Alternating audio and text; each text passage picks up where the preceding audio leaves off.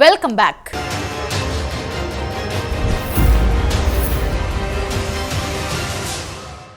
Cool చేస్తామని చెప్పి తామే కూలుతున్నారా? ఒకప్పుడు తాము చేసిందే ఇప్పుడు అధికార పక్షం చేస్తుందా? అధికార పక్షం గేట్లు తెరిచినట్లేనా? ఒకవైపు కుమార్తె అరెస్ట్, మరోవైపు పార్టీని వీడుతున్న నేతలు. లోక్సభ ఎన్నికల ముందు ప్రధాన ప్రతిపక్ష పార్టీకి చుక్కలు కనపడుతున్నాయా? దాదాపు 10 ఏళ్ల పాటు యథేచ్ఛగా పాలించిన పార్టీకి ఇంతటి కష్టాలు ఎలా వచ్చాయి? సీనియర్లు సైతం పార్టీని వీడుతుంటే చేష్టలిడిగి ఎందుకు చూస్తున్నారు? ఇంతకీ అది ఏ పార్టీ, ఏంటా కదా? Let's watch the story.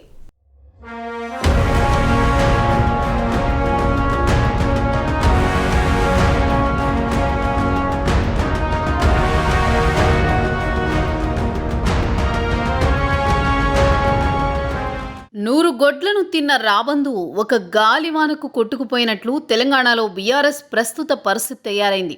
ఒకప్పుడు తన వాక్చాతుర్యంతో మందిని కట్టిపడేసి తెలంగాణ రాజకీయంలో తనకంటూ ఒక ముద్ర వేసిన కేసీఆర్ ఇప్పుడు పార్టీలో ఏమి జరుగుతున్నా చేష్టలుడిగి చూస్తుండిపోతున్నారు. తెలంగాణ సాధనలో కేసీఆర్ పాత్రను కొట్టిపారేయలేం. అందుకే తెలంగాణ ప్రజలు కేసీఆర్కు 2 సార్లు పట్టం కట్టారు. రెండవసారి అధికారాన్ని చేపట్టిన తర్వాత తనకు ఇక ఎదురు లేదనే విధంగా పరిపాలన చేయడంతో ప్రజలు 3వసారి తిరస్కరించారు. తెలంగాణలో టీడీపీ వైసీపీలను లేకుండా చేయడంలో కేసీఆర్ సఫలీకృతమయ్యారని చెప్పొచ్చు. 2023 ఎన్నికల్లో ఓటమి చవిచూసిన తర్వాత కేసీఆర్ తన ఫామ్ హౌస్కే పరిమితమయ్యారు. పైగా తుంటి గాయంతో చాలా కాలం నుంచి బాధపడుతున్నారు. గతంలో కాంగ్రెస్ పార్టీ నుంచి గెలిచిన ఎమ్మెల్యేలను గంపగుత్తగా లాగేసుకున్నారు. దాదాపు కాంగ్రెస్ పార్టీ ఉనికిని ప్రశ్నార్థకం చేశారు. ఒక రకంగా అప్పట్లో తెలంగాణలో కాంగ్రెస్ కొన ఊపిరితో ఉంది. కర్ణాటకలో కాంగ్రెస్ గెలుపు, బీజేపీ రాష్ట్ర అధ్యక్షుడిగా బండి సంజయ్ తొలగింపు లాంటి అంశాలు తెలంగాణలో బీజేపీని బలహీనపరిచాయి. దీంతో కాంగ్రెస్ రేసులో దూసుకువచ్చింది. అనుకున్నట్టుగా అసెంబ్లీ ఎన్నికల్లో విజయం సాధించి అధికారాన్ని చేపట్టింది. నువ్వు నేర్పిన విద్యే నీరజాక్ష అన్నట్లు ఇప్పుడు అధికార కాంగ్రెస్ పార్టీ కూడా బీఆర్ఎస్ నుంచి ఎమ్మెల్యేలను లాగడం ప్రారంభించింది.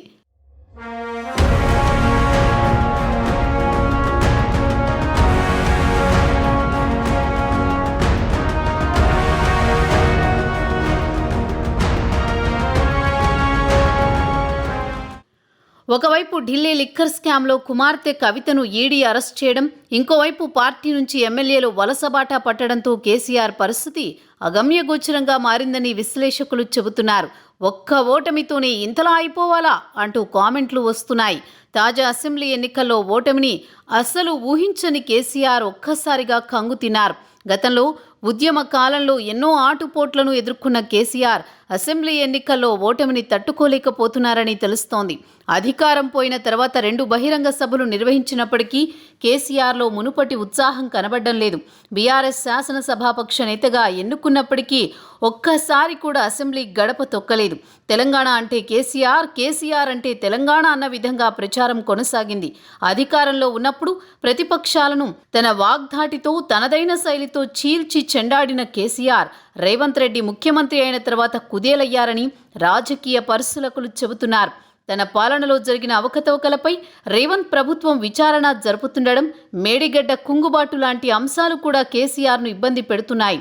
ఈ తరుణంలో ఎంపీలు, ఎమ్మెల్యేలు పార్టీని వీడడం కేసీఆర్ను ఇంకా ఉక్కిరి బిక్కిరి చేస్తున్నాయి.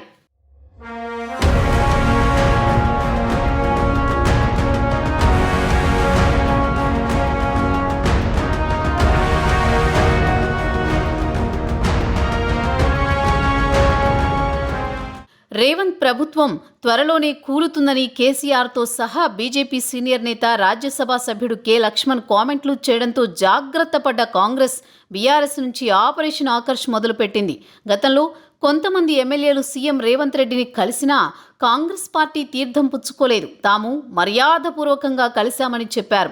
తాజాగా ఖైరతాబాద్ ఎమ్మెల్యే దానం నాగేందర్ ఏకంగా రేవంత్ సమక్షంలో కాంగ్రెస్ కండువా కప్పుకున్నారు. తాజా అసెంబ్లీ ఎన్నికల్లో గ్రేటర్ హైదరాబాద్లో కాంగ్రెస్కు ఒక్క ఎమ్మెల్యే సీటు కూడా దక్కలేదు.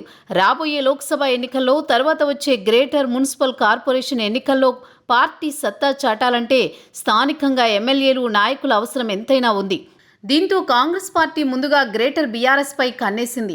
ప్రైమ్ 9 సైతం ఇదే విషయాన్ని ఎప్పుడూ చెప్పింది. గ్రేటర్ హైదరాబాద్ నుంచి కనీసం 5 ఎమ్మెల్యేలను కాంగ్రెస్ ఎప్పటికైనా లాగేసుకుంటుందని వార్తలు వస్తున్నాయి. నాగేందర్ రాజకీయ జీవితం కాంగ్రెస్లోనే ప్రారంభమైంది.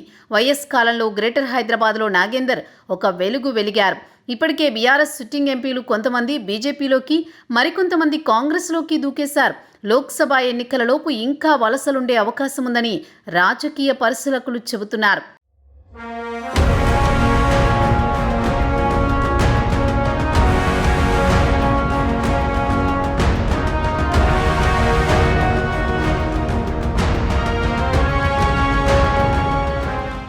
వలసలను కట్టడి చేయడంలో బీఆర్ఎస్ చేస్తున్న ప్రయత్నాలు విఫలమవుతున్నాయి. తాజాగా వరంగల్ జిల్లా వర్ధన్నపేట మాజీ ఎమ్మెల్యే ఆరూరి రమేష్ బీజేపీలో చేరారు. దీనికి ముందు ఎన్నో నాటకీయ పరిణామాలు జరిగాయి.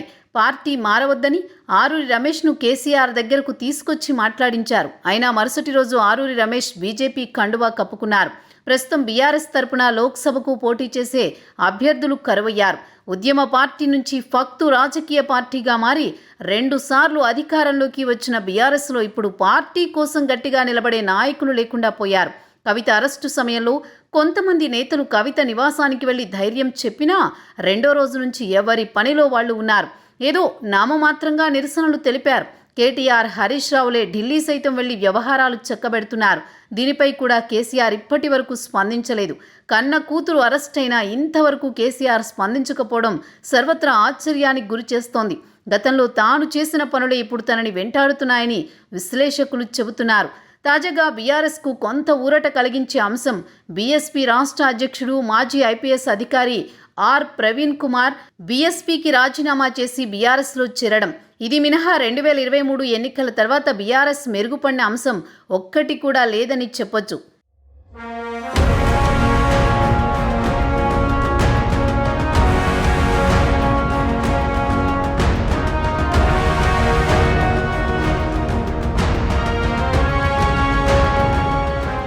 మరోవైపు తాజాగా జరిగిన మీట్ ది ప్రెస్ కార్యక్రమంలో ఒక ప్రశ్నకు సమాధానంగా సీఎం రేవంత్ రెడ్డి తాము గేట్లు తెరిచామని చెప్పడంతో భవిష్యత్తులో బీఆర్ఎస్ నుంచి మరిన్ని వలసలు ఉండనున్నాయని తెలుస్తోంది.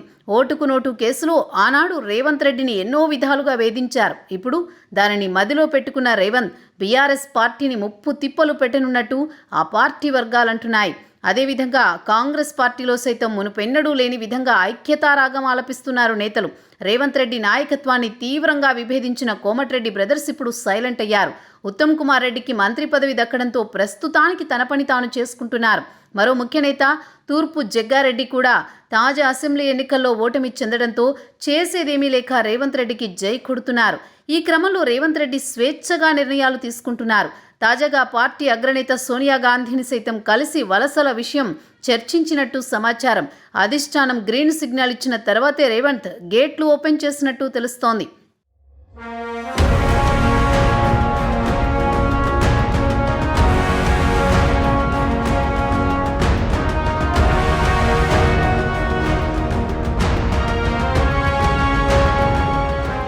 అన్ని వైపులా కేసీఆర్కు దెబ్బ మీద దెబ్బ పడుతోంది. ఇప్పటి వరకు కేవలం 6 స్థానాల్లోని లోక్సభ అభ్యర్థులను ప్రకటించిన బీఆర్ఎస్కు సరైన అభ్యర్థులే కరువయ్యారు.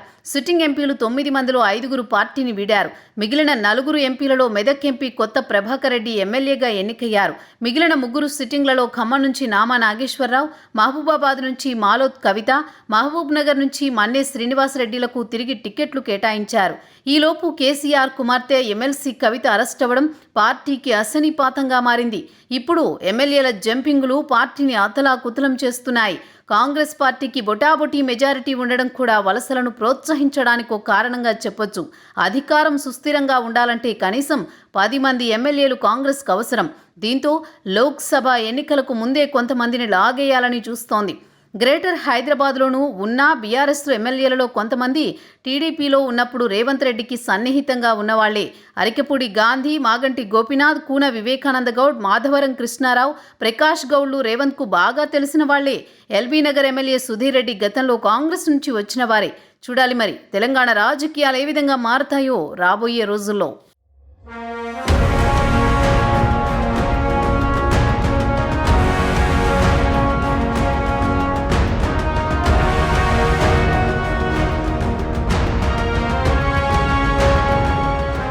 ఇది వాటి బర్నింగ్ ఇష్యూ. మరో అంశంతో మళ్ళీ కలుద్దాం.